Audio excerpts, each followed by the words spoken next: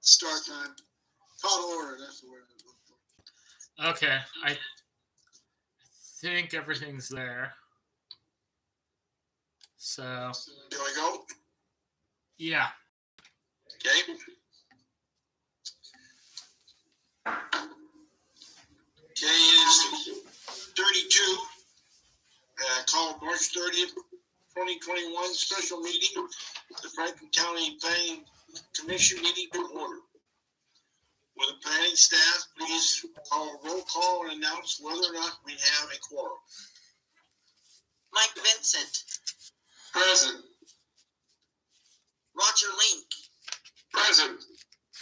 Leighton Lowe, Claude Parrott, Present.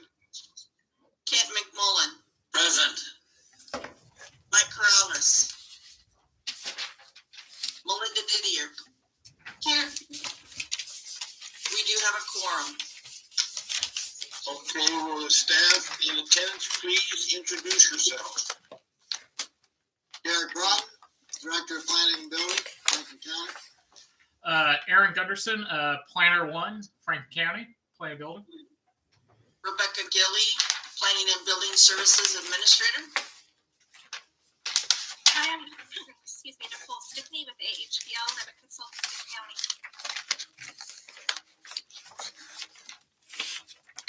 Okay. I will now lead us in the pledge of allegiance to the flag.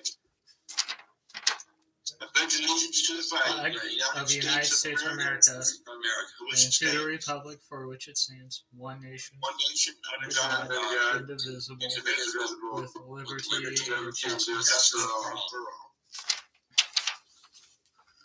I'll entertain a motion to approve the agenda for tonight's meeting. Mr. Chair, this is Commissioner Link. I move that we approve the agenda for this evening's meeting. Seconded? I will second it. Great. Set. Pat? Is that good? Okay, Who's the seconded motion. it? The motion is carried. And I will entertain a motion to approve the minutes from the March 2nd, 2021 meeting. There's a typo in the, oh wait, I'm sorry. We're not discussing it. Mr. Chairman, Commissioner Link, I'll move approval of the minutes from the March 2nd meeting. Is there a second? I'll second. And there was a typo on that as far as my presence in that meeting. Correct. He's not listed. He's not listed as absent or here, but he was here. So I'm really confused at this point. Yeah. Well, like I said earlier, sometimes it pays to be not noticed. Being anonymous. Yeah, right. Okay, it's now time for the public hearing portion of our meeting. Good evening and welcome. I will turn things briefly over to our staff, who will go over the ground rules for tonight's hearing. All right, I guess I can go. So here are the ground rules for tonight's virtual WebEx meeting. All speakers will be called upon individually during the public testimony portion of the hearing. Give their names for the audio record, as well as their favor, neutral, or against the proposal. Please mute your audio when you're not speaking. All questions and comments shall be addressed to the Planning Commission and should be relevant to the application and not be of a personal nature. Each speaker shall have 5 minutes to provide testimony. Please avoid repetitive comments. If there are a large number of speakers who are part of a group or organization, please select a representative to speak on behalf of the group. And behavior such as clapping, booing, hissing, or remarks is prohibited. Every citizen here tonight should have the opportunity to testify without such distractions. Are there any questions regarding the public hearing ground rules? Hearing none, turning for a moment to our commission members, let us keep in mind that we are prohibited by law from communicating with members of the public on the subject matter of these hearings, except in these hearings. We also may not participate in a decision in which there is an appearance of conflict of interest to the average person. So let us take a minute to consider as to the matter which are before us for a hearing today, whether we had any ex parte communications, whether we have any ownership interests in the properties, whether we have any business dealings with the proponents or opponents of the matters, or whether we have business associates or immediate family who may be either benefited or harmed by a decision in these matters. Are there any commission members who have a declaration at this time regarding any of the items on the agenda? Mr. Chair, this is Commissioner Link on zone change 2020-03. I went to church with the applicant probably 15 years ago. I had no interactions with him and have had no interactions since that time. And I believe that that will not impact my ability to make a recommendation on that particular application. Any questions regarding that, what Roger said? If not, then let the record show that we will move on. Is there anyone in the audience this evening who would object to any commission member hearing any of the item on the agenda?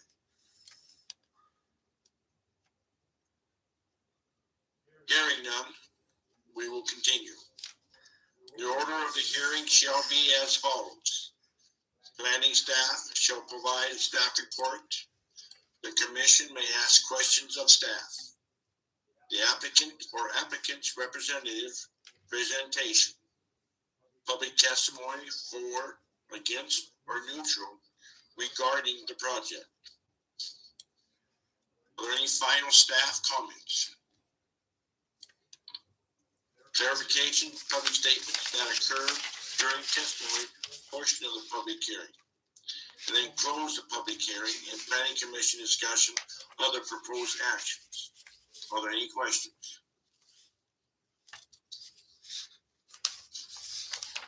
Okay, we'll move to item 1. Item 1 is a public hearing for file CUP 2020-05.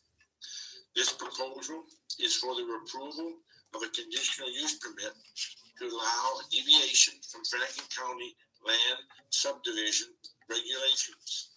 Such a request is outside of the administrative authority of the Franklin County Planning and Building Department, and in an exercise of their due process rights, the applicant is requesting the item be presented to the Franklin County Board of County Commissioners as a special use permit. The CUP seeks to allow for a 2-parcel short plat, lot 1, 2.01 acres, with an existing residence, lot 2, 2.52 acres, for a potential commercial shop building and or future single-family residence of an approximately 5 acres, 4.24 acre net. Property was limited to no agricultural production value. The parcel is an approved non-conforming lot created through a record of survey prior to Franklin County adopting a 20-acre minimum lot size and the adoption of SCC 17.10.050 F1 special provision exemption innovative short plat. The property has a zoning of agriculture production 20 AP 20 with a comprehensive plan designation of agricultural. Staff, are there additional people logging in seeking to comment on this matter? Yeah, I don't really see anybody, even the applicant, I don't think I've seen on here yet. So, Yeah, let me check because there's a Amy Phillips that wasn't in our call-in sheet here. So let me Amy, are you there? I'm here. I'm representing Pasco School District. Oh, okay. Yeah, I was wondering what that who that was because that wasn't in our stuff. So yeah, sorry. No Okay. problem. Yeah. Okay. All right. So yeah, nobody is logged in for that. No one has signed up to call in. Nope, not even the applicant. I don't. Yeah, because the applicant's not even in the panelist. So, anyways, all right. So, Okay, I'll hearing done. I'll declare the public hearing for CUP 2020-05 to be open at 6:42 p.m. May we have a staff present the staff report, please? oh, Derek, you gotta unmute yourself. You're muted. Boy, that's something I don't normally do. Yeah, this is a request by the landowner. He's been looking for quite a while to subdivide this property. Unfortunately, the surrounding landowners, he was not able to acquire a 20-acre set aside. So let me go real quick briefly into what Franklin County Code 17.10050F1 is. It's what's known as our innovative short plat process. Normally, this would be handled administratively. And what happens is out in the AP20 zone, a landowner has the ability to do limited small lot subdivisions that are less than 20 acres, provided for every lot created, there's a set aside of 20 acres that basically stays open space or farmland into perpetuity. It cannot be further subdivided. This creates a self-limitation on the process, and at a maximum, you cannot create more than a grand total of 4 lots through this process. 1 lot being the remainder lot where the reserves are, and then up to 3 smaller lots. So this property was originally created back before we had the minimum lot. Back when you could do 5-acre segs, basically segregations, where you would just go in, you record them. They were not processed or short plat or long plat process, as long as the smallest lot being created was 5 acres. With the advent of the Growth Management Act and then various local changes in those areas, the minimum lot size now that you can normally create through a segregation is 20 acres. In the AP40 zone, this would be 40 acres. So we fast forward to today. The applicant has exhausted all his administrative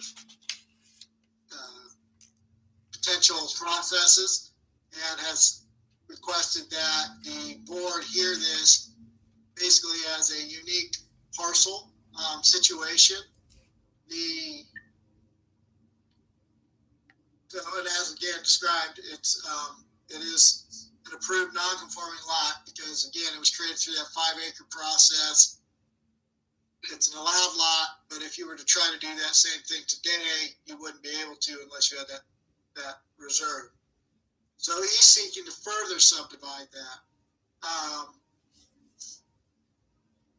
The current property size is, as mentioned, approximately 5 acres gross, 4.24 acres net.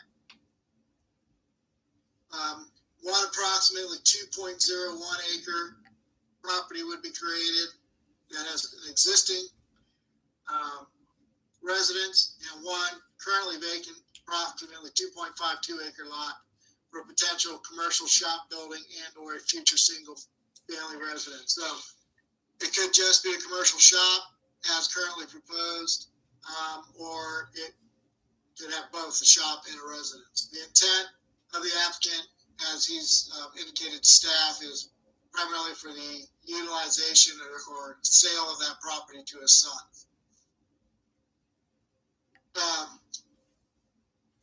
Comp plan is agriculture. zoning is AP 20, agricultural production 20.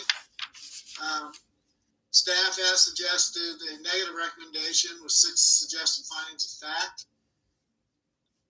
And so going into, again, the description, or as I mentioned, he was not able to obtain that 20-acre agricultural set-aside. And he's asking the board to basically review this as a special case and to allow him to subdivide into those 2 lots. So the history of public notice, planning staff emailed technical review request January 14, 2021. Then we mailed notices, notices to property owners within 1 mile on January 14, 2021.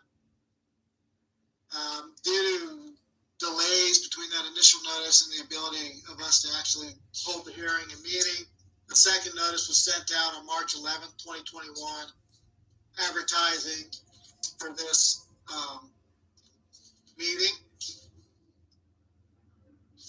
And this is the same thing that occurred with public notices in the paper.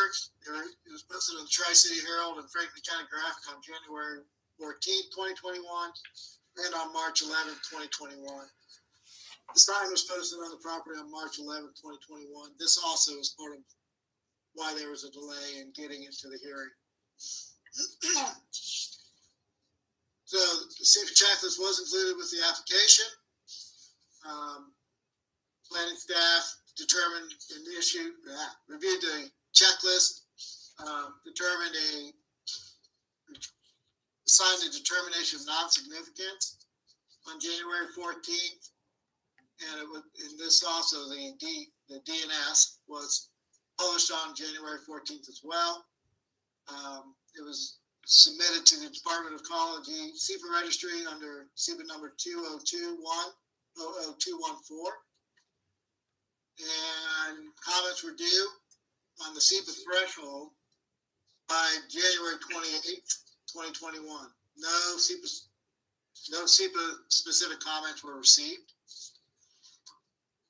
Applicable standards and codes, county zoning, county code, Chapter 17.10 AP 20 Agricultural Production Zone, Chapter 17.82 Special Permits, Chapter 1804 State Environmental Policy Act Guidelines, SEPA, Franklin County Comprehensive Plan, and Benton Franklin Board of Health Rules and Regulations number 2.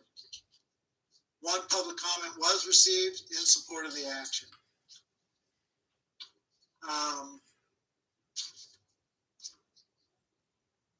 There were very limited, very few comments. Generally, the comments received were similar to what we would receive during a short plat application. For example, Public Works, because of where we are, this is conditional use permit that would be required once it's committed, depending on if it were approved, then it would go through a subdivision process of a short plat. So basically, they're seeking permission from the board to deviate from that 20-acre set-aside rule and then just a short plat and create 2 properties. Got no comment from anybody with the health district. Like I said, standard short plat response. There's the June 5th letter, and it goes back to basically you have to ensure that the site is able to accommodate a well and septic.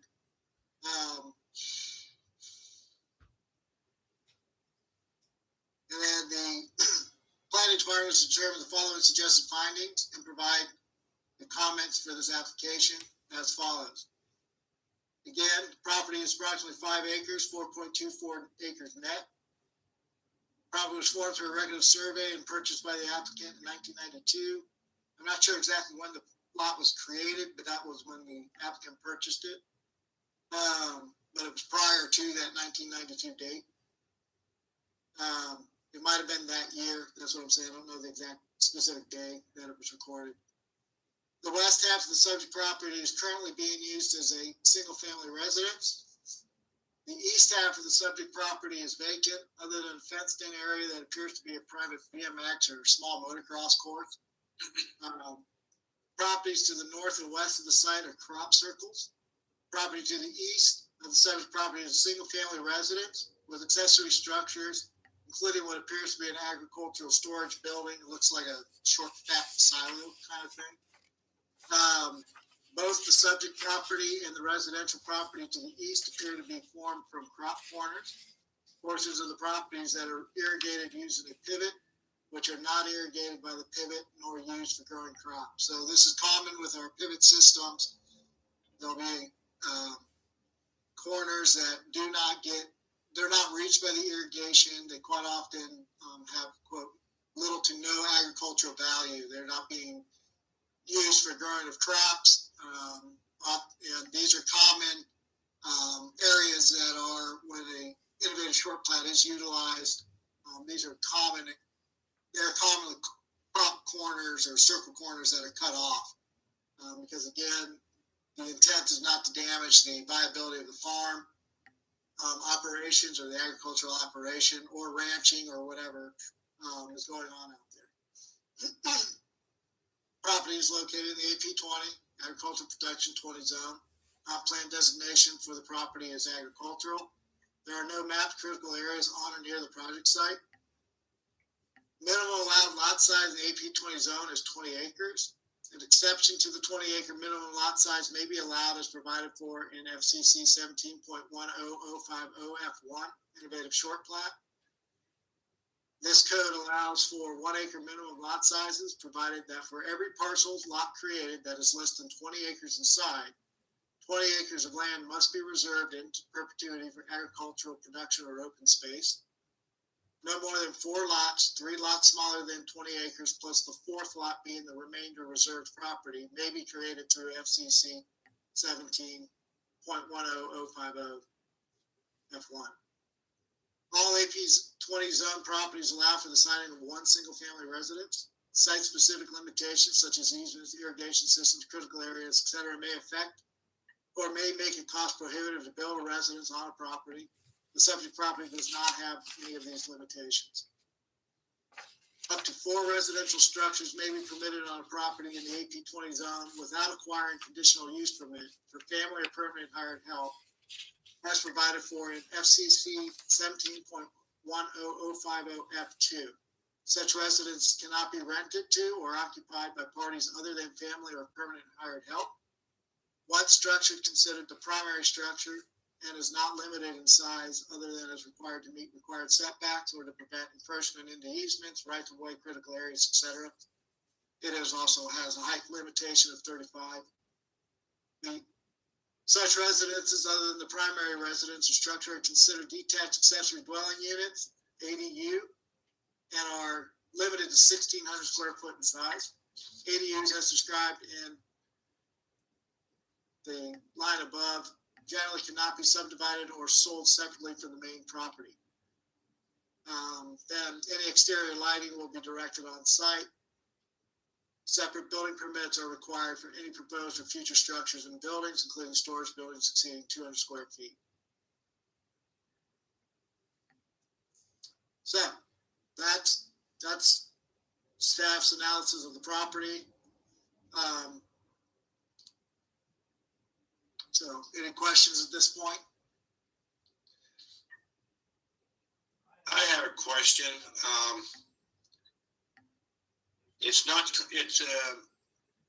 So he's unable to have 20 acres, being that it's in the ag zone. The ground has never been used for ag. Does that mean he can never build anything on that piece of ground? On the 20 acres or Right. on the 5 acres? Go ahead. I mean, It means you can't be subdivided. need to educate me here a little bit, Derek. He's got a piece of ground that he does not have access to 20 acres. But he's requesting to where he can build on it. If he does not get a special permit, does that mean he cannot do anything with that ground? No, it does not mean that. Right now, he could build a second unit on that for family or permanent hired help. He could do like his neighbor and build an ag building on there. I don't know who would need it. Potentially rent it out or something like that. He Can he could, use that? Does he need a special CUP to do that? well, it depends on the specific use of that building. For example, if you were going to do a farm repair facility for, or vehicle repairs or something like that, then yeah. But if it were, a storage building or something like that, then no, it would just be permitted as right. And then you'd asked about the 20 acres. The 20 acre set asides, again, that refers to the ability you cannot subdivide that property more. So let's say I've got 80 acres, or I got 63 acres. I've desired to create 3 1-acre lots. I'm taking 3 prop corners out of my property, and then now I've got 60 left over. Well, that 60 acres that's left over, it cannot be subdivided further, except for in 20-acre chunks. You can do that, theoretically create 3 20-acre lots, but those cannot be further subdivided again. Right. Unless it's for a family or permanent hired help or something like that. You could build one single family residence on those lots, but you cannot subdivide it out. Right. Further subdivide. Right. You'd be locked. Okay. And it's self-controlling in that, you can't keep subdividing forever because you're limited. You can only create a grand total of 4. So eventually you're going to run out and you're going to get this equation to where you just don't have any of those 20-acre reserves left over. So you don't have any land left over to build these houses, or not build houses, but to create these smaller than 20-acre lots. So getting back, lot size is 1 acre. So getting back to this parcel, he's not asking to subdivide it, is he? He is, that's the whole point of it. He is asking to subdivide it. Okay. To subdivide it into 2 parcels. Right now it's a 5 acre. He wants to create, like I said, normally this is an administrative process that's handled in-house, but because he cannot find that reserve, he's looking for that deviation from the rules, the subdivision rules, which is that 20-acre set aside. What he would normally need is actually 40 acres because he's creating 2 lots. There would need to be, and nowadays, if you were to try to create the same scenario, you would need that 20 acre to even create the 5 acre lot. You can't. So it's a matter of this, and that's why it's an approved non-conforming lot. It means it doesn't conform to the current way of doing things, but it's approved. It existed beforehand. There are no build restrictions on the property. You can do anything on that. Anybody with a 5 acre lot in the AP 20 zone can do. Okay. So I got a question on that, just to clarify. So basically then he owns the total of 5 acres out there, approximately. Okay, so he doesn't have additional acreage in order to create the set aside to comply with the ordinance on that. Right. He needs more land in order to theoretically make this happen properly. Yeah. I mean, and you don't have to have ownership interest in the land that is set aside. What happens is that would just appear on the plat. So let's say you're his neighbor, you've got land, you want to keep it open space or farming forever. Then you can go, yeah, you can use my land. And then what you would see on the short plat is lot 1 was created through the innovative short plat. Lot 2 was created through, and then 40 acres of lot 3 there's ways to do it with, but it's usually done through single ownership properties. So you get an example of 80 acres. So is there a percentage as far as the total amount let's say you had the 80 acres. Let's say back to your 20-acre example. If we already had the 5-acre lot was there, but which was short platted back in '92 before the growth management law came into effect. Then, if he did have 20 acres, he still wouldn't have the set aside needed to pull that off. But Not with 20 acres, you would need 40 because he's creating 2 new lots. okay, so I see what you're saying. So he would need a clean 20 acres to set aside in order to make it happen, in order to create the 2 lots out of the 5 that have already been established. Correct. Okay. Thanks. Yeah, for every lot less than 20 acres being created, you must have a 20-acre set aside. It's not a matter of percentages, it's a matter of lot count. So you can have one 1-acre, a 2-acre, and a 12-acre, but you're still going to have 20 for each of those, regardless of the size that are. Plus 20. Yeah, it's a plus 20 on top of what you got. Derek, I have a question. But basically he could still, on that existing lot, in order not to make it further legal non-conforming or further non-conforming, couldn't he still place an accessory dwelling unit for Yes, his, he could.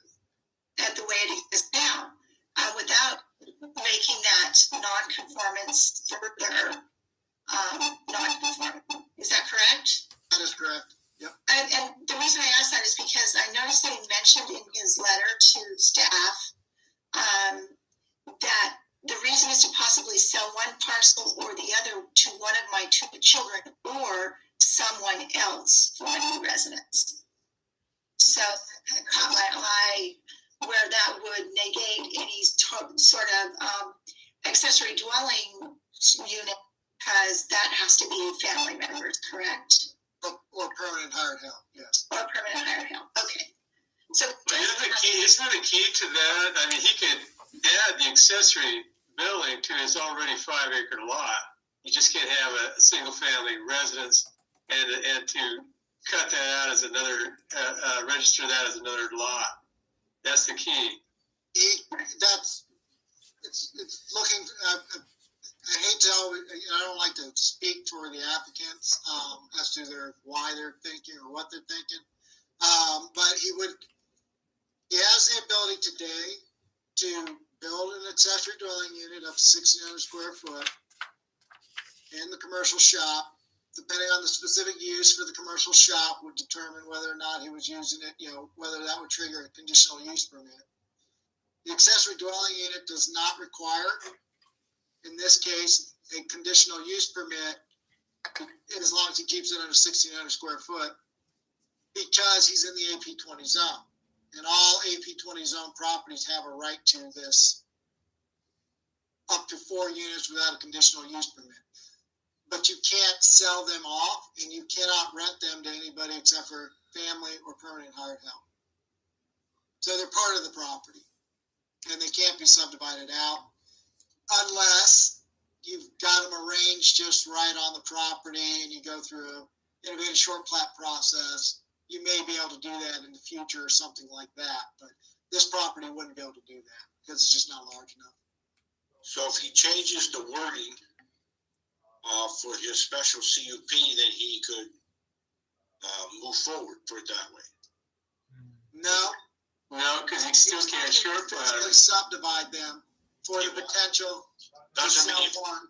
if he wouldn't subdivide, then he could, he wouldn't even have to have a CUP, would he? Correct. Okay.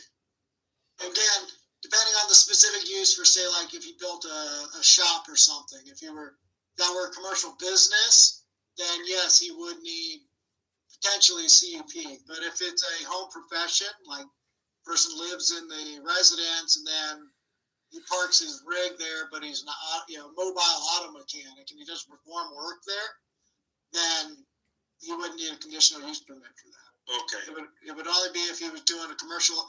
There's certain things, just as any other property that are listed in the AP20 zone for conditional uses, that if that's what he's doing, that would trigger that need for conditional use, but not for a second accessory structure, an ADU. Now, the other thing that happens if he subdivides the property is he's not limited then by the 1,600 square foot aspect. It allows for more flexibility. Maybe, financing sometimes this is done to assist in financing for the structure as well. Things like that. But as indicated in the application, it's probably one of his kids, but if one of his kids don't want it, then he would sell it potentially to somebody else. which he cannot do because he does not have 20 acres to go with that.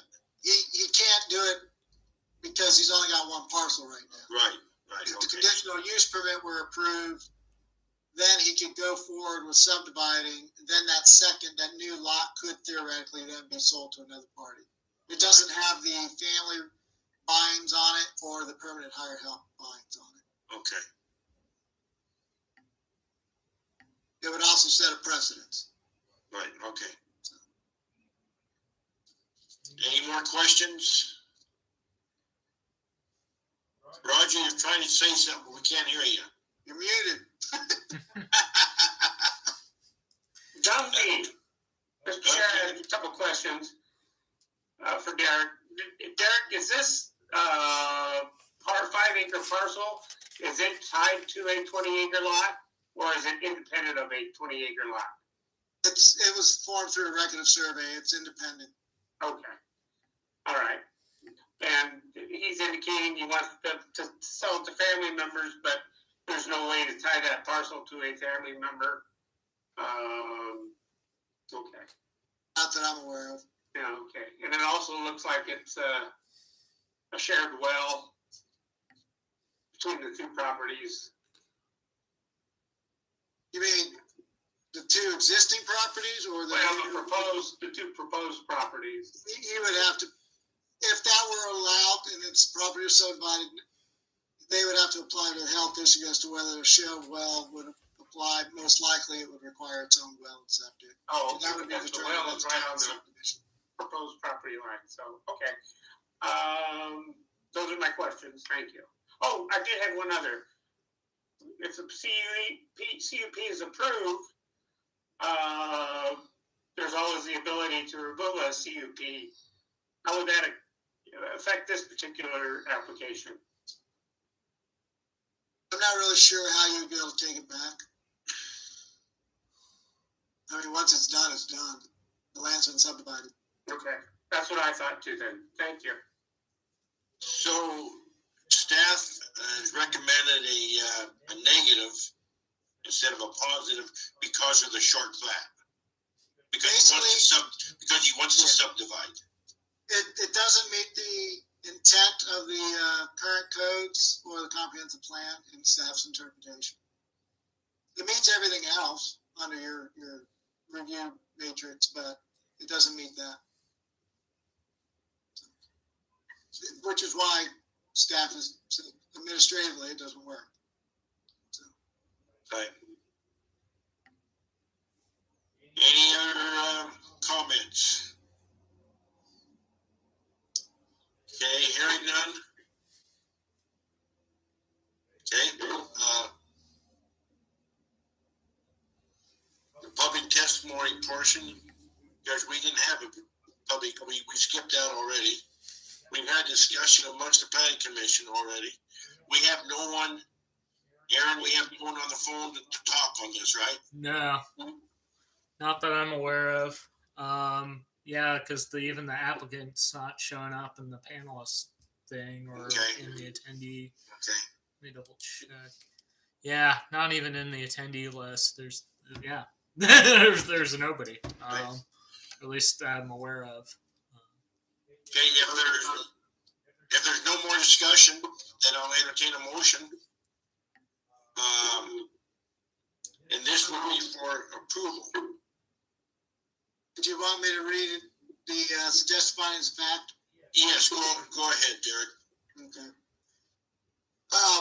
Again, staff, the Franklin County, okay, the recommendation, first of all, is that recommends the planning commission forward a negative recommendation to the Franklin County Board of Commissioners for application CUP 2020-05 with the following 6 suggestions, findings of fact. Proposed use in the AP 20 zoning district is not in accordance with goals and policies of the county development regulations, zoning, and the applicable comprehensive plan. The Franklin County Comp Plan classifies the land as agriculture. The proposed new lot configurations do not conflict with the Franklin County Comprehensive Plan goals. It's like, okay, yeah, because we do have an output thing under that. There are no critical areas present. County zoning map designates the land as AP 20. Minimum allowed lot size in the AP 20 zone is 20 acres. CUP 2020-05 does not meet this requirement. An exception to the 20-acre minimum lot size may be allowed as provided for in FCC 17.10050F1 Innovative Short Plat. The Innovative Short Plat allows for 1 acre minimum lot sizes, provided that for every parcel lot created that is less than 20 acres in size, 20 acres of land must be reserved into perpetuity for agricultural production or open space. As proposed, CUP 2020-05 does not meet this exception. The proposal will not adversely affect public infrastructure. Access to the parcel is from Vineyard Drive. The use will not have a significant impact on the county road system. The proposal will be constructed, maintained, and operated to be in harmony with the existing and intended character of the general vicinity. The existing character of the immediate area consists of farms and single-family homes. The proposed use for the subject property will be for small commercial building and/or single-family residence. The existing intended character of the immediate area is rural and agricultural. The zoning of the site and the parcels near the site is AP 20. The location and height of the proposed accessory structures and site design will not discourage the development of permitted uses on property in the general vicinity or impair the value thereof. No new permanent structures are proposed as part of the project at this time. The operation in connection with the proposal will not be more objectionable to nearby properties. If subdivided, the proposed use on the east lot will be similar to those already in evidence on surrounding properties. And the proposal will not endanger the public health, safety, or general welfare located where proposed. So as I mentioned, it meets, it's okay, but for the main one, and that it doesn't match up with county zoning regulations. Hence staff's recommendation for a negative recommendation. Okay, I would entertain a motion. Mr. Chairman, I would entertain a motion for CUP 2020-05, SEPA 2020-14, for a vote on this matter. Would this be for or against? Against. Repeat that. Okay. So what you would put forward is, if I may suggest, because remember, we got to be careful about negative motions. So it's you're trying to approve the recommendation of a negative. So first we approve. If it fails, then we just let it go. Well, I'm just suggesting the motion, so I should leave that last part out. What I think staff is trying to do is seek a motion that is positive. And if we're for it, we would vote for it. If we're against it, against the application, we would vote against that. Right. Correct. May I interject? There is a recommended motion in the staff report on page 7. This Commissioner Vincent, if you'd like to just read from that, that might help you out. Because it has the recommended motion and it has the correct wording in order to achieve what I think it is that you're wanting to achieve with your motion. What page is that on? It's on page 7, oh, excuse me, page 16, the staff report for CUP 2020-03. Okay. And it's right underneath, I where, see it on page 12 of 193. oh, I see it on page 16, but whichever page it's on, it's got a recommendation for a motion.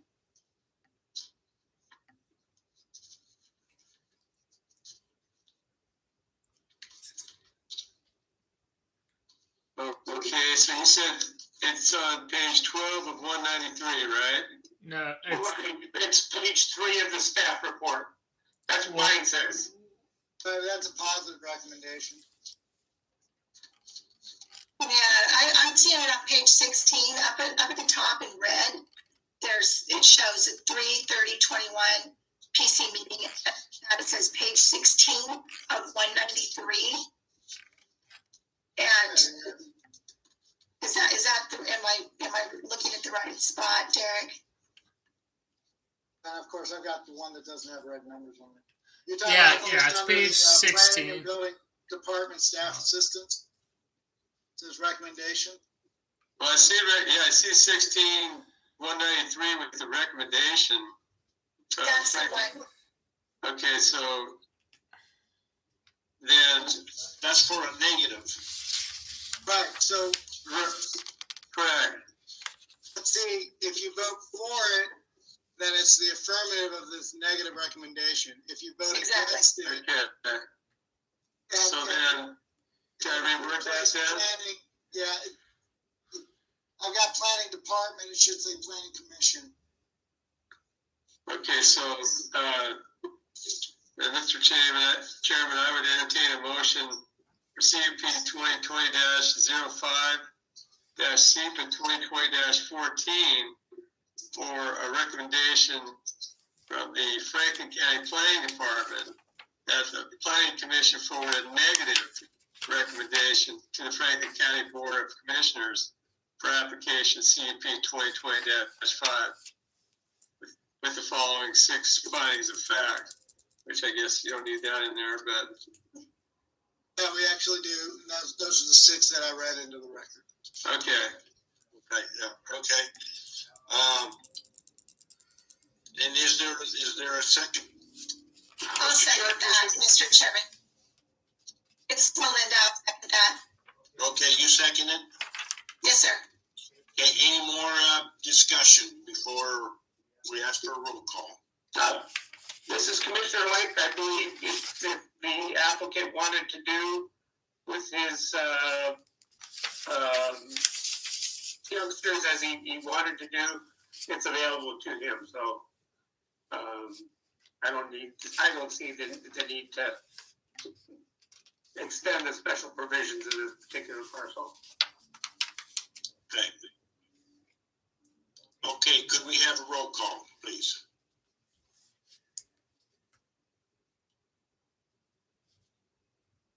You're on mute. Yeah, there you go. Melinda Didier, Yes. Claude Parrott, Yes. Mike Vincent, Yes. Roger Link, Yes. Kent McMullen.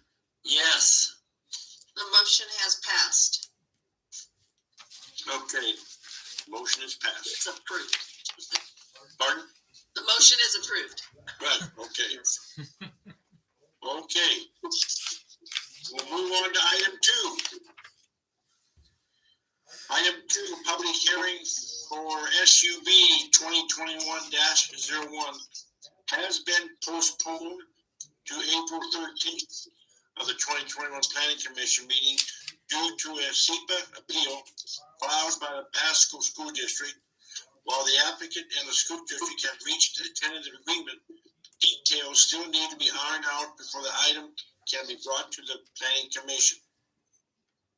So we'll move on to item 3. Item 3 is a public hearing for file ZC 2020-03, which is a proposal to rezone one parcel, compromising of approximately 39.92 acres from the current designation of agricultural production 20 AP 20 to rural community 1, which is RC-1. The land is located in the rural shoreline development area as identified in the county comprehensive plan. Staff, are there any additional people logging in to seek comment on this matter? I don't know. I haven't seen anybody that I sent on the invite list to that. Or at least they've logged in. The applicants look like they've logged in. I don't know. Huh? I thought I saw Meredith Parker somewhere on here, but I don't see them anymore. That's She's with me. oh, okay, cool. Yep, you guys are there. Okay, sorry. Okay. Okay, so I will declare ZC 2020-03 to be open, and it's 7:22. And may we have a staff present the staff report, please? Thank you, Mr. Chairman. I'm going to share some slides, but I first need the ability to do that. So if Aaron, if you can give me the ability to share my slides, I can start a presentation. I'm trying to find there. Okay, should be. Yes, I have that ability now. Thank you. And before I begin, I did want to mention, I saw that Amy Phillips did raise her hand. She is from the Pasco School District. I know that we've moved on to the next item, but I thought I'd mention that. Okay.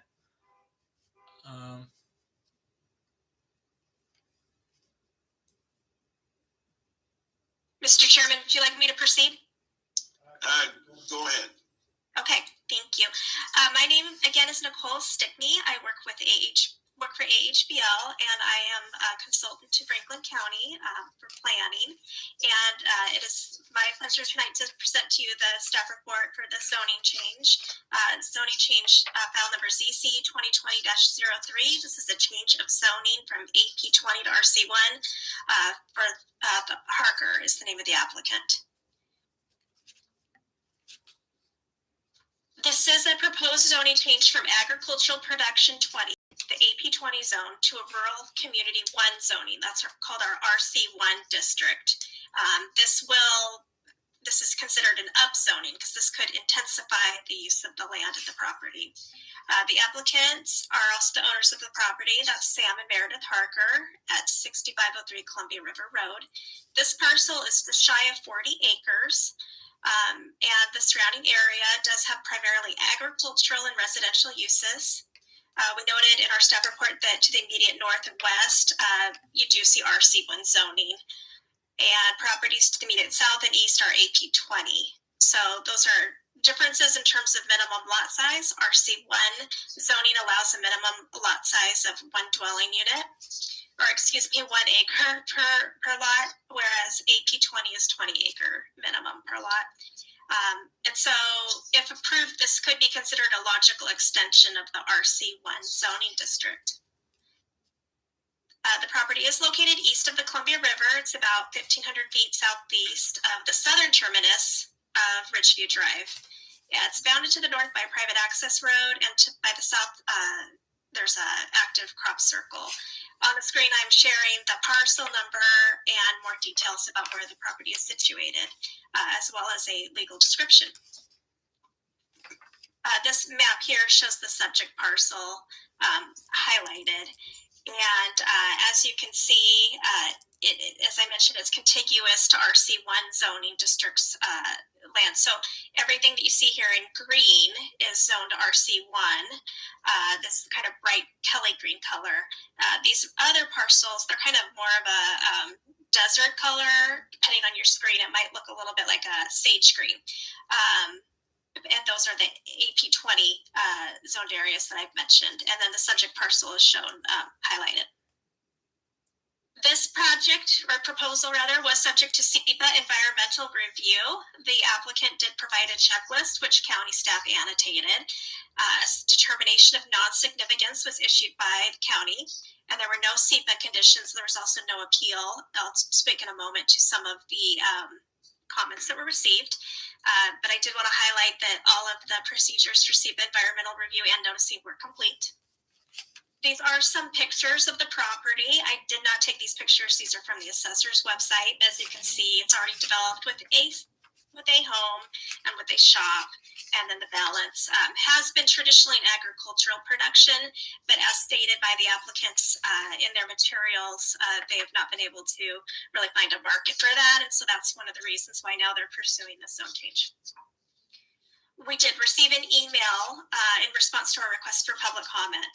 The email came from Sharon Bailey and Aaron Pritchard, so two individuals talking on one in one email. They are not in favor of the zoning change. We did include their correspondence in the packet, and we also summarized it in the staff report. They're concerned about this and other development which is occurring. And when I say this, what I'm saying is that they're concerned if this rezone is approved, that the next step would be a plat out on the property, further subdivision. So they're concerned with that moving forward. They want to see a funded plan for upgrading the infrastructure out at Columbia River Road. They're concerned about the traffic that's already being carried on that facility, and concerned with increase of population will lead to increase in traffic. They also cite concerns with fire protection, police protection, things like that. I also wanted to highlight the agency comments that were received that are in your packet. The Department of Transportation wrote to express their concerns with cumulative adverse impacts of development, potential development at the site if the rezoning is approved, but also other proposals that are in the works. Related to I-82, Broadmoor Boulevard, and Road 100 interchange, as well as they also listed concern with the interchange at I-182 and Road 68. They've noted that those interchanges are seeing increased pressure. South Columbia Basin Irrigation District provided some general comments about what the applicants can expect if they are proponents for future development in terms of water delivery, of irrigation water delivery to the site. Public Works just provided some general comments about access, basically what needs to be done in order to gain a county access permit. And the Health District said that they have already reviewed the site for potential preliminary plat. They have no objections. In your staff report, we have detailed this a little bit further, but this is a summary of the suggested findings of fact. There are 5 suggested findings of fact. The most important feature of all of this is that the rezoning as proposed is in accordance with the goals and policy of the comprehensive plan, and it will implement the comprehensive plan designations. This is designated in a LAMIRD, a limited area of more intensive rural development, known as rural shoreline development. And so this will be implementing the comprehensive plan, goals and policies, and also the map. And you can see the other suggested findings of fact that we have included, and there are some more details, as I mentioned in the staff report, just sub-elements to these 5 different statements. In terms of suggested conditions, these really aren't so much conditions, but we always list them as such. They really are just boilerplate statements saying that, yes, if the rezoning goes through, you still have to comply with county development regulations, local, state, federal agency standards, and road and access requirements in the county. So this is, like I said, standard language, nothing particular to this proposal. The staff is recommending approval of the rezoning request, and although we did not provide a suggested motion to approve the rezone in your staff report, I'm providing it here on the screen now. We are suggesting that you concur with the findings of fact and conditions of approval that are detailed in the staff report, and carry through with staff's recommendation to recommend approval on to the county commissioners who would hear the rezoning request following this public hearing by the Planning Commission. Thank you. Okay, any discussion from the commissioners to the staff?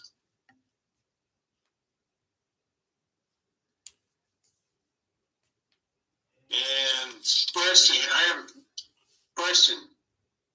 go ahead. What was that comment about pressure on road I-82, road 168? Well, give me just a moment here. I'm going to pull that up so I can answer your question. The DOT's letter discussed their concern with impacts to the road system in general, and they cited particular concerns with those interchanges on I-82.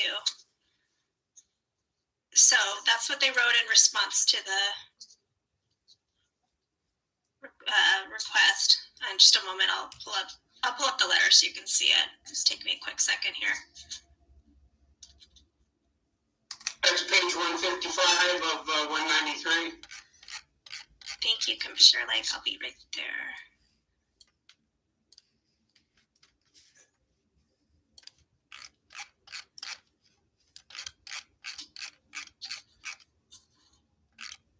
All right. This is the letter from the DOT. It was dated January 28th. This was the last day of the SEPA comment period. They didn't reference anything with SEPA with their comments here, but of course, we've included it with the proposal. So they talk about how the property is 6 miles from the interstate, I-182. And then they say that the interchanges that I mentioned before serve a very large area north of I-182. It's transitioning from large lot agricultural and rural uses to denser uses. There's few alternative for services and employment and few alternative transportation corridors for long distance travel. They say it's clear the site will need to utilize the I-182 interchanges, which along with large number of other developments there will increase the traffic pressure at these interchanges. So,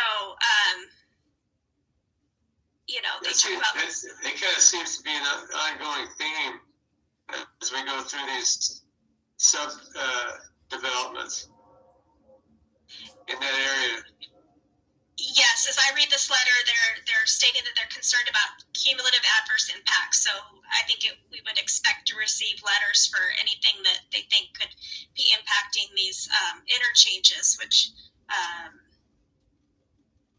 they don't have any numbers here or anything like that in terms of specific information, but it's a general statement about demand on the facilities and the demand versus capacity out there, I believe is what they're trying to convey.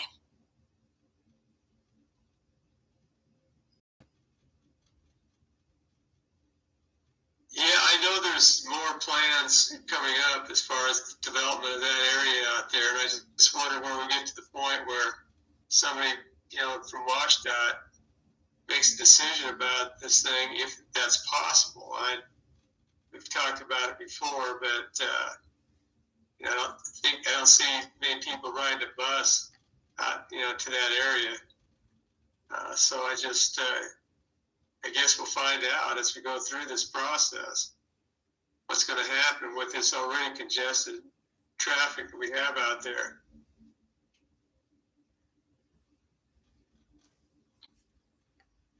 It certainly seems that the infrastructure always lags behind the development. And the Columbia River Road is a great example of a road that was designed to serve a rural community long ago, but has not been addressed in the interim with increased population.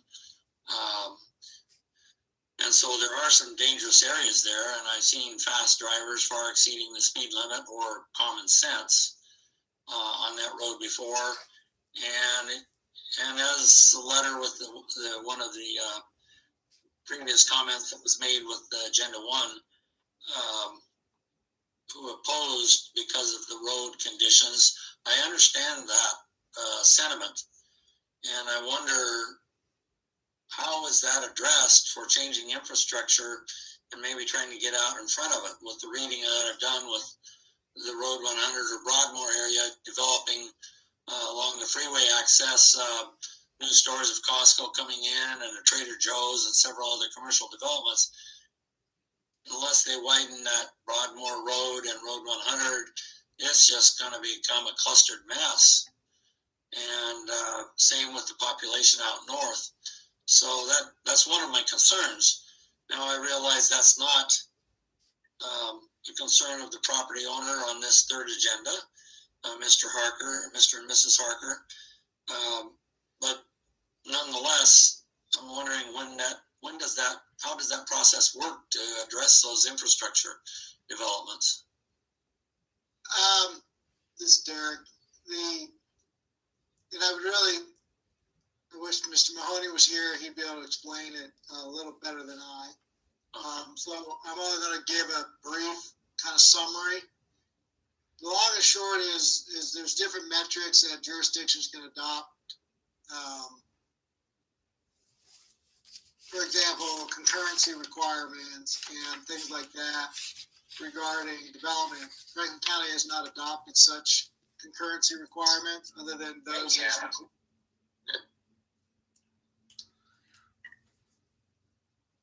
Except for those as required under state law.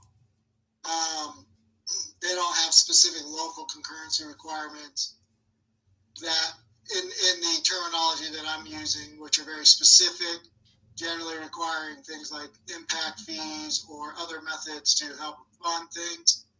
Also, based on Public Works' comments, the proposal would not hit a threshold, yet that would necessarily trigger some of the other actions. But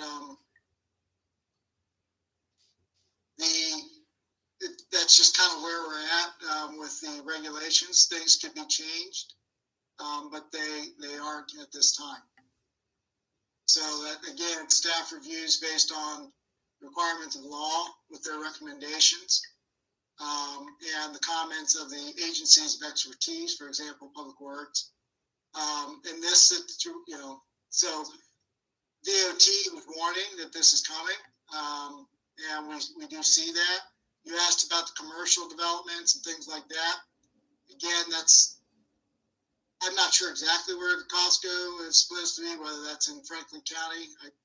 Better not be in Franklin County because I haven't heard about it.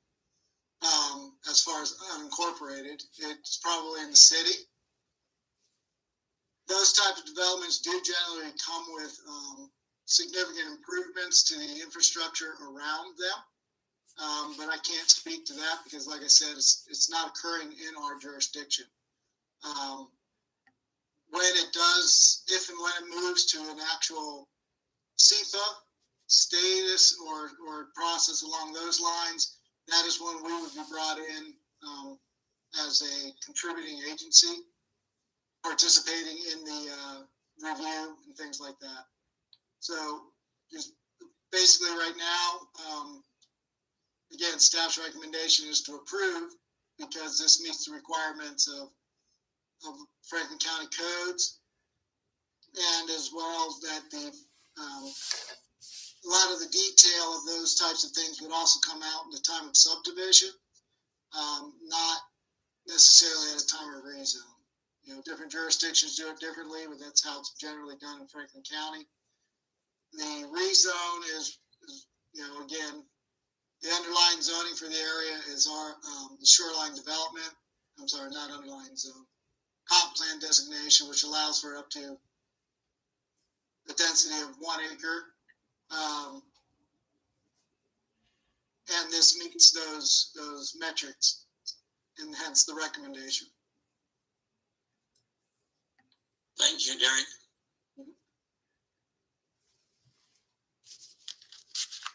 Hey, no more discussion?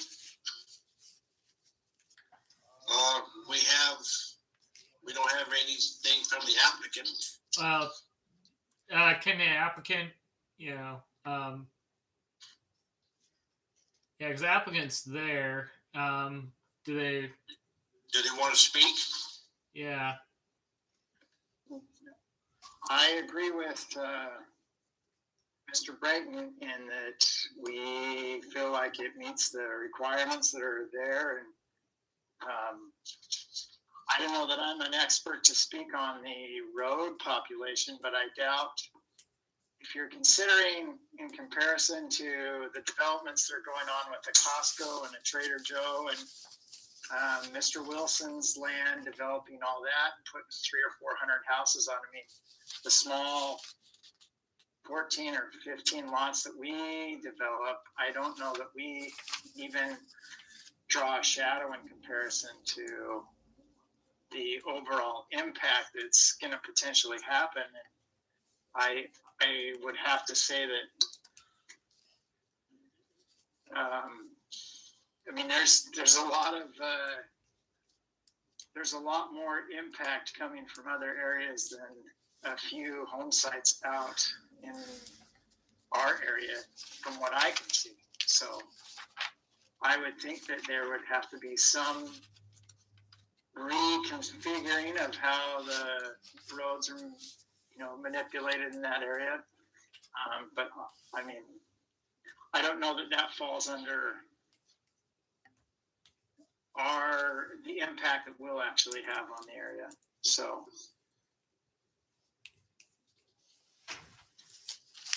if Trader Joe or Costco, if they are in Franklin County, they have to come before us, right? correct. Yeah, it's most likely they would. I'm pretty sure again, I don't know where they're located exactly, but unless they were in like an industrial zone, they would pretty much trigger a conditional use permit. Something of that size is going to trigger a conditional use permit at a minimum. Well, unofficial, I heard that Costco had purchased 27 acres for building north of Pasco, where I am. It's right where the sand dunes are, I believe. Okay. It's actually it's off Sanford on the west side of Road 100. So that would be that they would come before us then on that. Point of order, Mr. Chairman.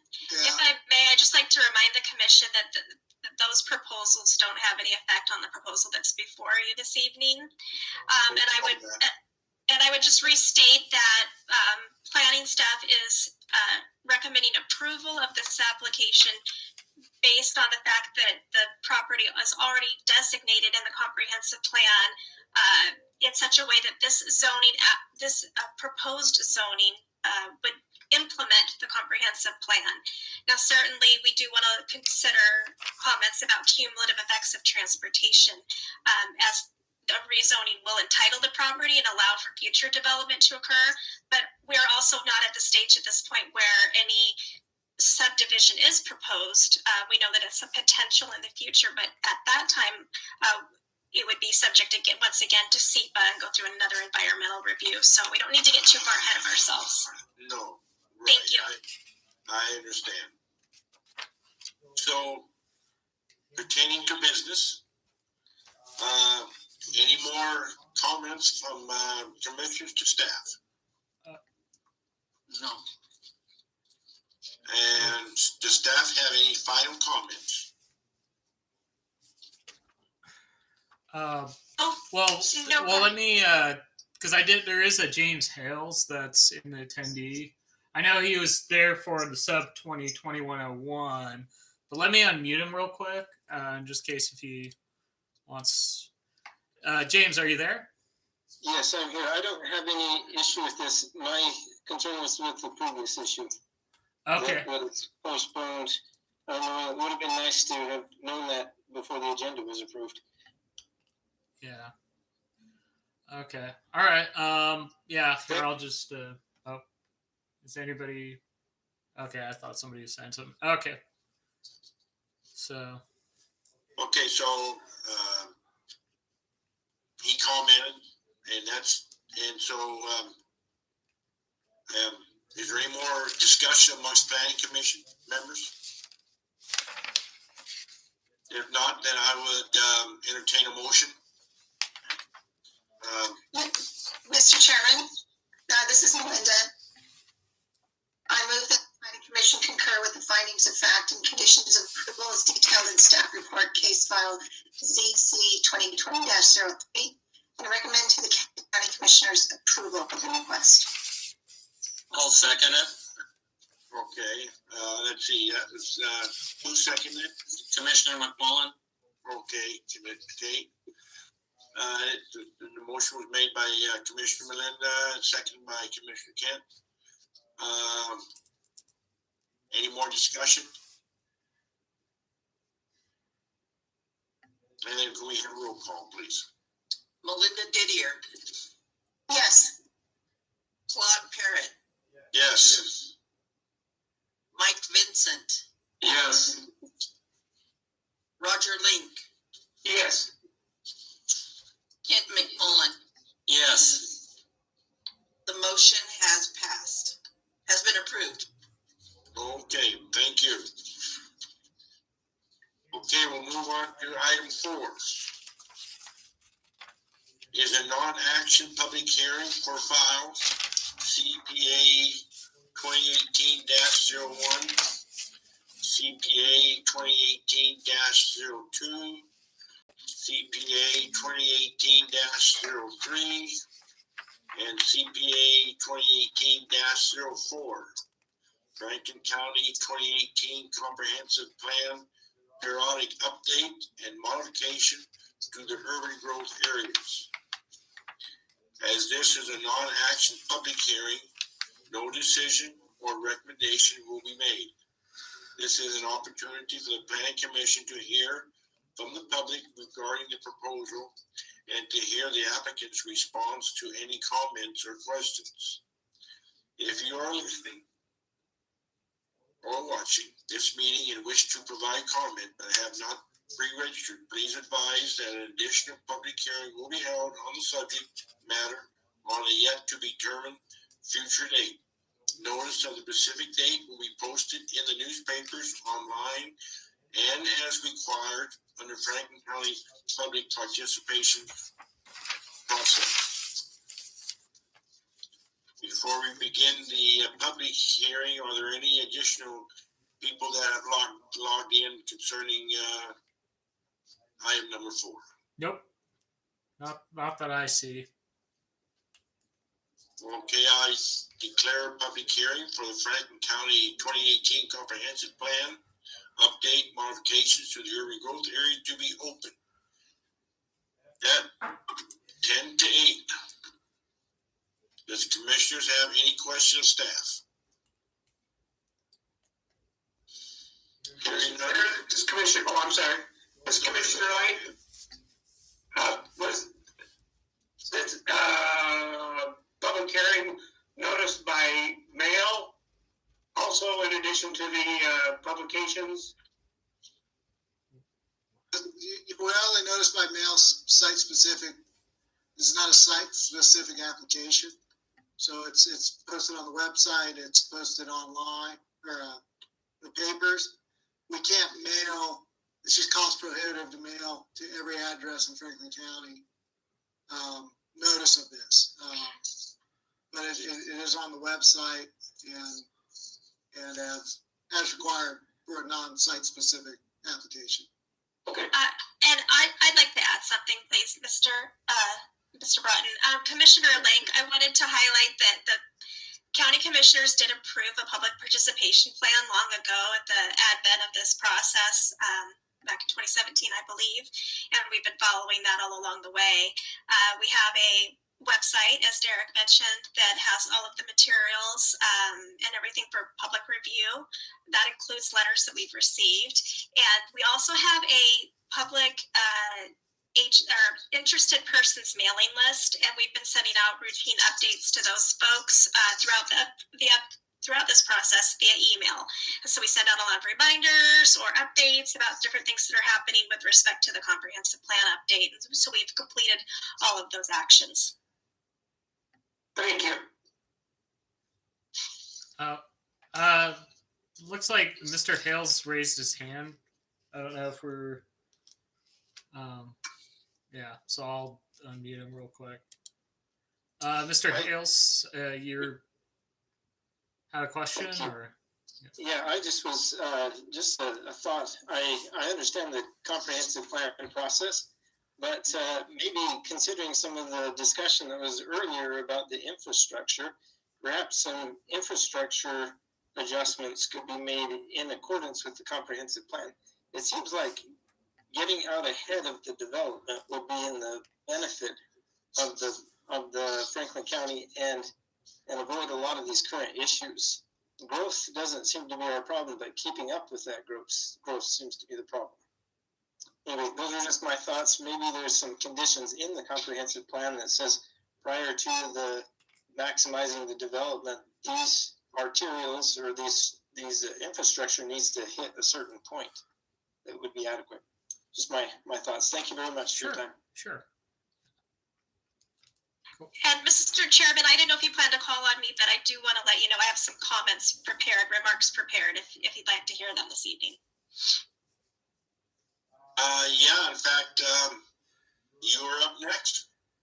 Okay, great. Thank you, Mr. Chairman. Sorry, I just wasn't sure of the order here.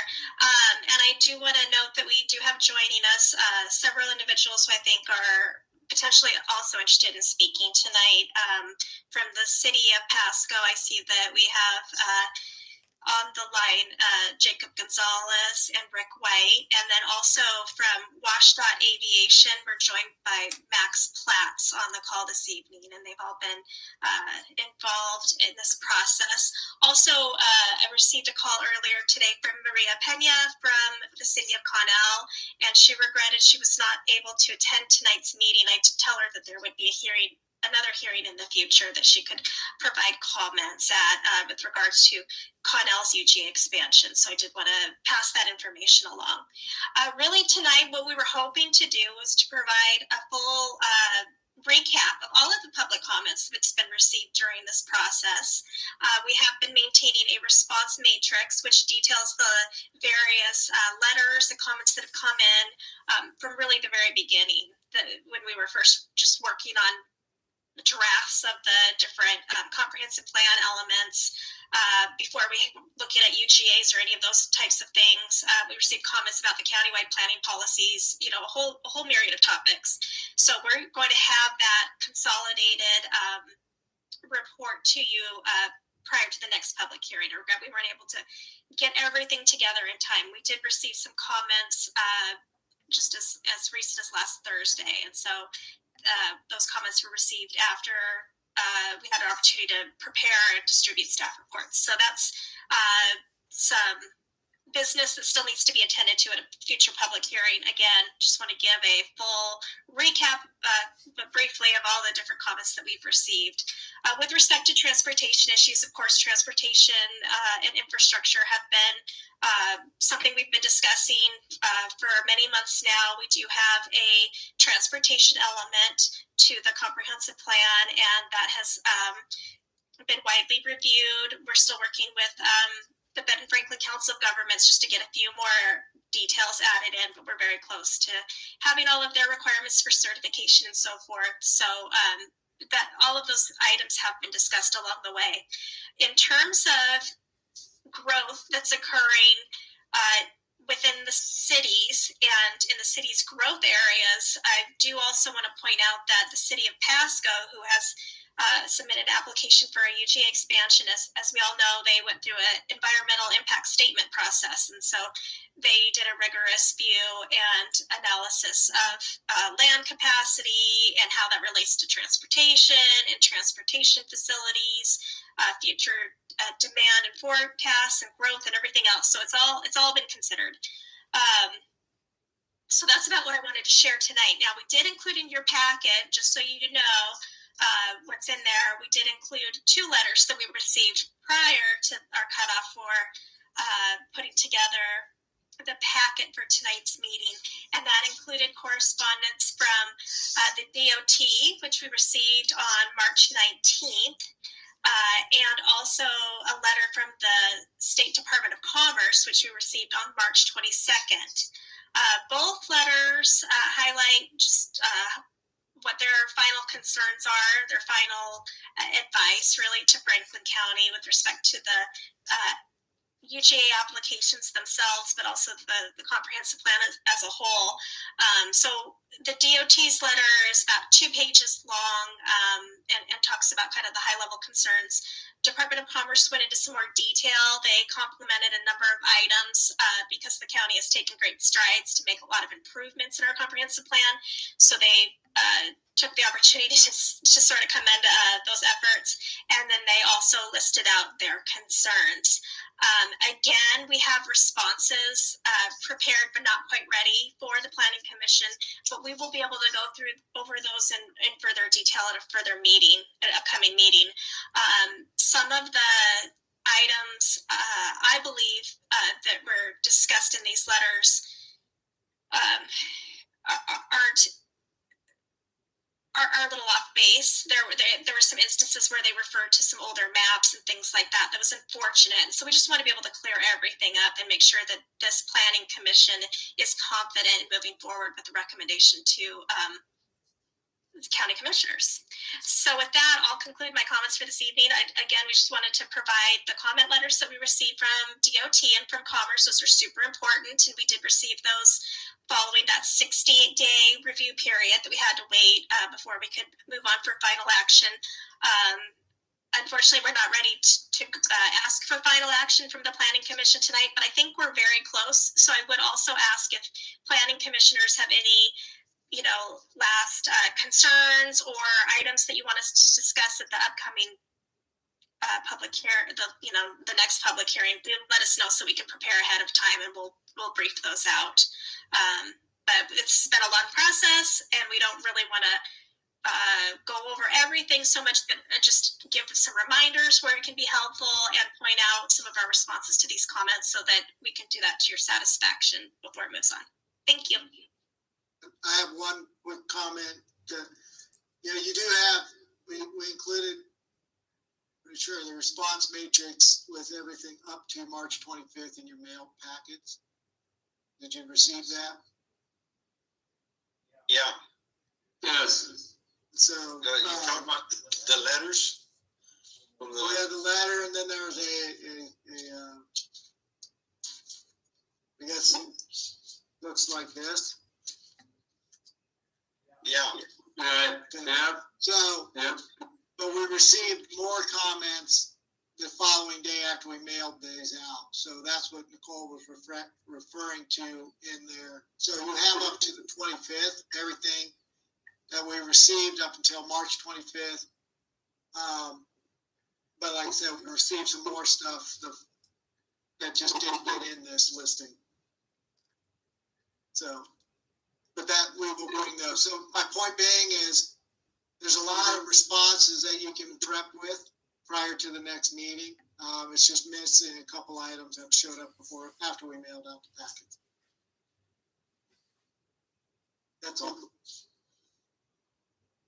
Okay, so are we going to hear from Jacob or Rick on this matter? Yes, thank you, Mr. Chairman, and I hope you can all hear me. I can. Thank you very much. I don't have a lot to add with Nicole's comments. Obviously, the preferred alternative number 3 has been through the ringer, so to speak, with the EIS process. We had over 250 comments. The city addressed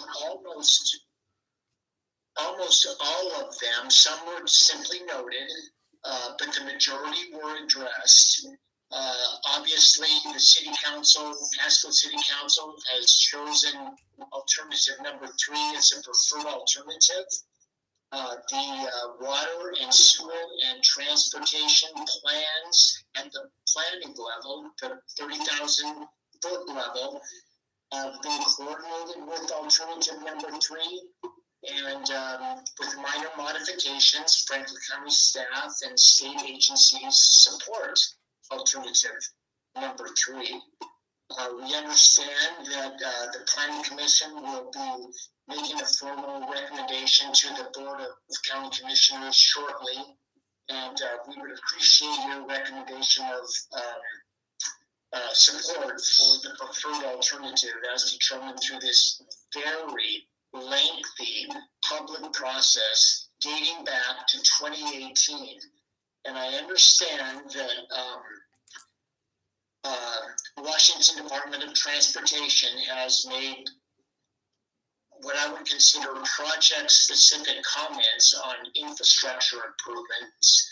I did want the Franklin County Planning Commission to know that the city is working very hard on establishing a framework for project-specific improvements on Route 100 and the Broadmoor Corridor. We're working on a Broadmoor Corridor transportation management plan right now.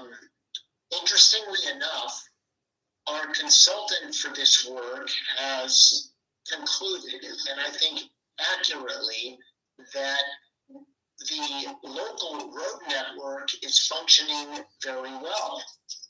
The ramp network is very close to experiencing level of service considerations and deficiencies. Where this will lead, I don't know, but I think that project-specific speaking, we will be able to address these concerns and make sure that we have the appropriate mitigation in effect at the time that development proceeds. So, and by the way, I'm not so sure about a Trader Joe's here.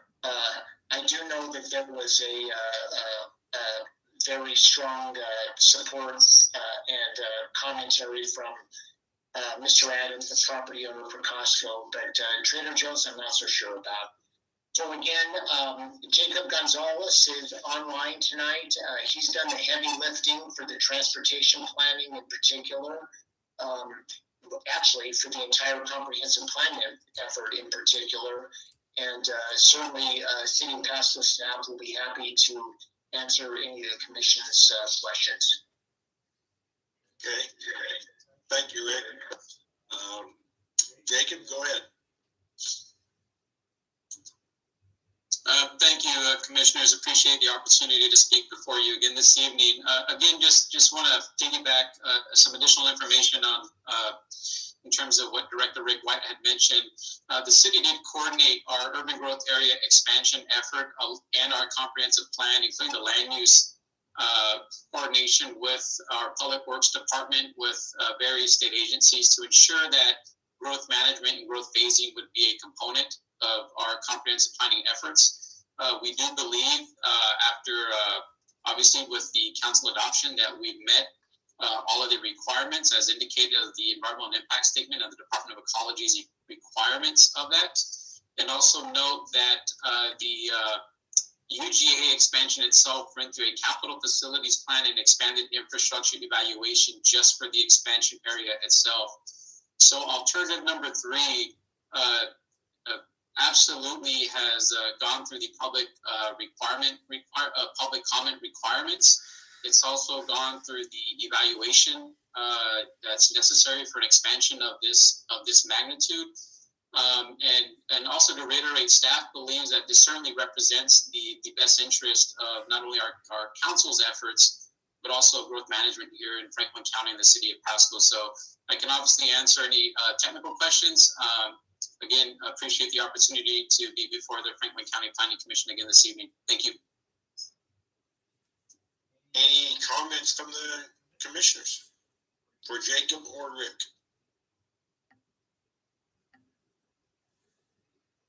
Mr. Chair, I have a couple questions.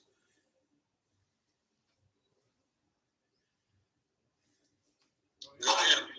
Mr. Gonzalez, you indicated that Alternative 3 went through the full process and hearings and so forth. Was a similar effort made with Alternative 2? Yes, but to a lesser extent, and a lot of that happened prior to my arrival. But what I'm aware of is that Franklin County staff actually recommended city staff to go back to the drawing board and produce a land capacity analysis.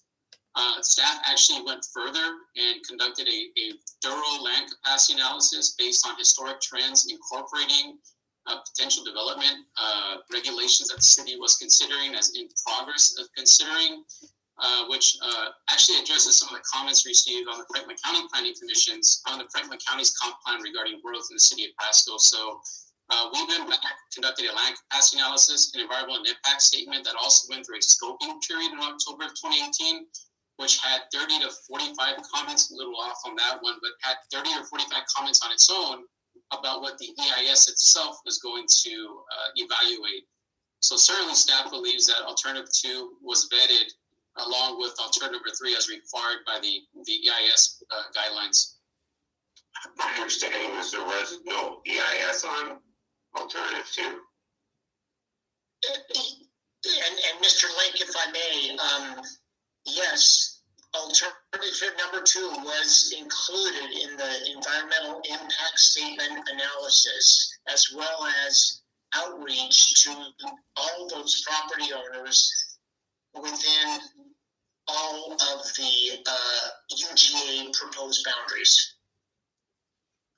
Okay, and then I had one other question. You indicated that there were comments in favor of alternative 3. Did you seek similar comments for alternative 2?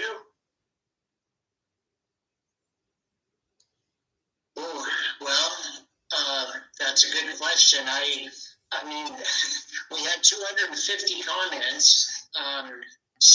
Of course, some were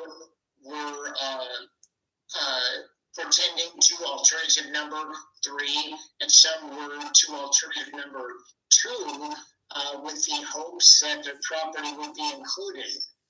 So the short answer is yes. Okay, thank you.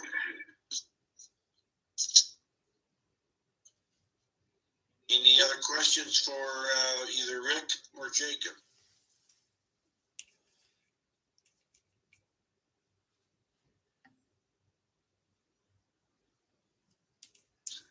Do either you, Jacob or Rick, anything further to say concerning urban growth, Pasco? None from my end, Mr. Chairman. Jacob, I'm not sure if you do.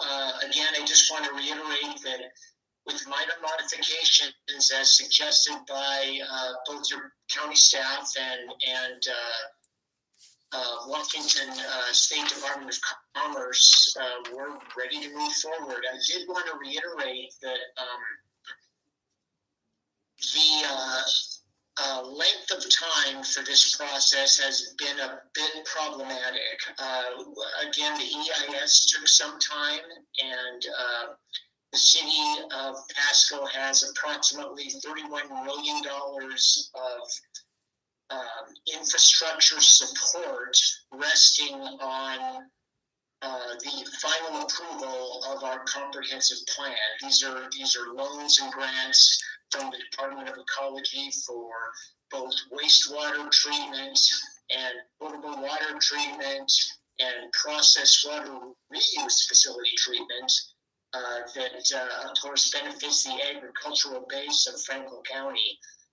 So again, your support for the process has been definitely gone through the ringer, at least in terms of public participation, would be appreciated.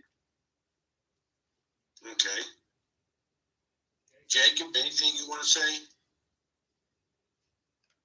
No, I think we've covered it. Again, just to reiterate that the environmental impact statement, the final EIS, had indicated that alternative number 3, which is what council adopted in October and is before you tonight, was chosen because it was the most compliant with not only the State Growth Management Act and the planning goals, but the countywide planning policies and also the City of Pasco's own comprehensive plan policies.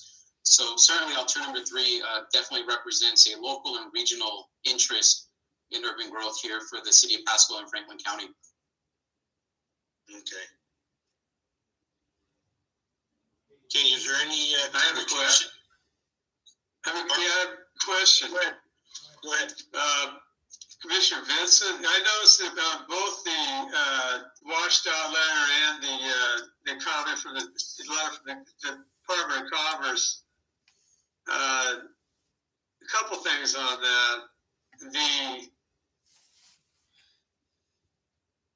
Well, first off, WashDOT speaks highly of the airport, but both of them speak to impact fees in playing. I understand the air traffic and improvement on the airport and all that as far as transportation, but what role do you see as far as these impact fees, these larger companies coming into town to pay their dues on improving some of these issues that we have as far as the traffic situation. Some of these exits and well, they're backed up now. That we're talking about trying to get ahead of the process. Do you see these impact fees playing a major part in this area? A combination of an income stream coming from different sources. Commissioner Vincent, who are you directing it to?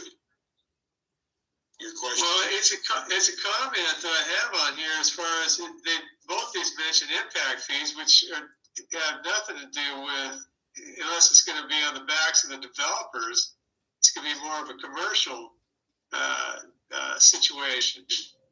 I just wonder how that income is going to enhance the potential problems that they have as far as transportation. Future transportation problems. With new commerce coming into the area, Costco, whatever. If I may, just to clarify, I believe what Mr. Vincent's referring to is on page 2 of the DOT letter. I would have to look through Commerce's, but it states, we recommend adding an impact fee ordinance to help facilitate effective, orderly, and equitable processes to implement transportation system improvements so that future transportation impacts to the system, including state facilities. This is especially important in transition areas within new urban growth area boundaries that are subject to both city and county regulations until incorporated. So are you asking, and I don't know that really it's within their purview to respond, but I just want to clarify, what do they think, or what is the city's position on impact fees for transportation? Yes, what's the city's position as they studied this for quite a while and overstudied it? Do they see impact fees as being part of the equation to address the concerns expressed by DOT regarding transportation impacts from development? Yes, because that's what I see on WashDOT's letter, and also there's language in the Department of Commerce that speaks to impact fees also. Well, Mr. Clayton, this is Rick White, and Commissioner, I might be able to help. I think we're far beyond the impact fee discussion for development in Broadmoor, particularly with the retailer that's been mentioned in the newspaper. We are working independently with them to come up with a traffic mitigation plan for the Burns Road intersection, the Sandiford Parkway intersection, and closure of Harris Road, and then further south, ramp improvements to minimize traffic impacts that will be occurring in the entire Broadmoor corridor. So, yes, Pasco has a transportation impact fee. However, we are administering specific project-specific comments through the State Environmental Policy Act parameters for SEPA mitigation. Now, that's a lot of hyperbole, but what it means is that we are coming up with a plan with the developer, independent of impact fees, to minimize traffic impacts on that entire Broadmoor corridor. So that answers my question.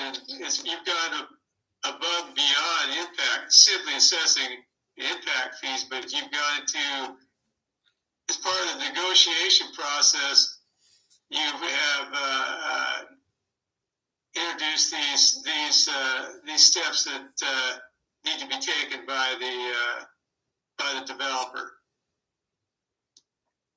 That's correct, and we're in three-party negotiations with the retailer, the property owner, and the city, because there's an important consideration here. One of these is that there's growth occurring in that corridor that, in reality, should be the responsibility of the city. It's just normal growth. Then there are project-specific improvements required by the project applicant, the retailer.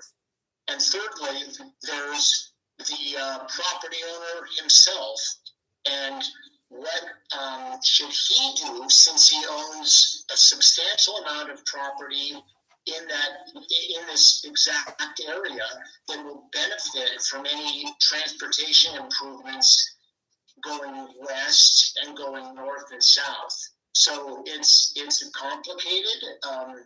We have a specialized consultant helping us, and we think that we have a framework established so that basically we'll be sharing costs broken down into three categories: immediate project-related costs, future property owner costs that will benefit his property in the long run, and then thirdly, city costs that will be attributed just to general growth in the area.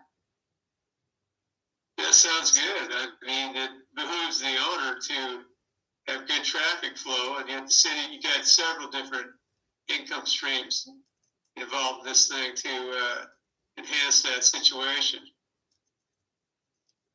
Well, thank you. It hasn't been easy. Believe me. I can imagine. Thank you. Any other clarification, comments? Yeah, if I may, Chair, I wanted to add that one of the attachments to Pasco's comprehensive plan was a map folio, which through our transportation element requirements, we identify the forecasted future road classification through the year 2038. So it lines up with our expected growth. So that road map actually tells us what we expect each of these facilities to be in 2038 and in the future. So as development occurs, we come back to this map and make sure that either improvements are made to get us closer to the expected classification, or as Director Rick White said, there's a mitigation and analysis or impact requirements through SEPA that the city can conduct. But we do have a literal roadmap that tells us what the expected facilities should be by the year 2038 with our growth as a part of that. So it's not separate, it's lined up with each other as land use and transportation should be. So I just wanted to add that as well. Okay. Anything else? As chair of the planning, I thank you both for showing up and giving us a rundown of what's going on. Is there anything else that we need to discuss before we close? Nothing from staff, or at least not from me. Okay. Then, go ahead, Commissioner Link. Are we done with this particular subject matter? I believe we are. Okay. And then You close the hearing? Just a minute. What, Derek? You closed the hearing, right? at 8:22. 8:22, I closed the hearing. Okay. Thank you. Okay, go ahead, Commissioner Link. Okay, and I just wanted to ask if we're going to try to get together on the 5th to discuss the bylaws. On the 5th of April, Yeah, would that be in here? We can do, yeah, we can I meet could do in it person. We can do it in person, but I believe Mr. McMullen has a scheduling conflict, so I don't know about his ability to participate. Is it a daytime meeting or is it an evening meeting? It would be preferably daytime, but I am salaried. And I am too. And that's the problem. Yeah. So Getting away. what I mean by that is if it's preferred by you guys that we meet in the evening, I can probably meet in the evening. That would be much easier for me to attend. Okay. And it's a small committee, so I really think I should be there. So Why don't we set up a time, maybe 6:30? This would be on the 5th of April. What day is that? that's Monday. Monday? Yeah. Let me check something.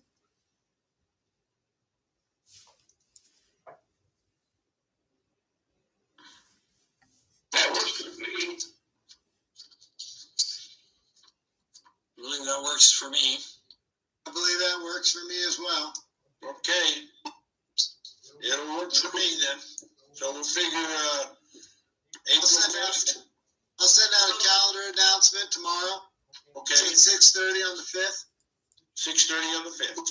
That's to discuss the bylaws. In Okay, preparation, very bring those to the board or the commission. Okay. Okay, Very good. All right. Like I said, I'll send out an announcement on that. If not tonight, tomorrow. then now, I'll close the planning commission meeting. Unless there's anything else you want to talk about. I don't have anything at this time. Okay? Okay, we'll see you, Roger, and Kent, and Derek, myself on the 5th. Very good. Good to me. Good evening, all. Have a good evening.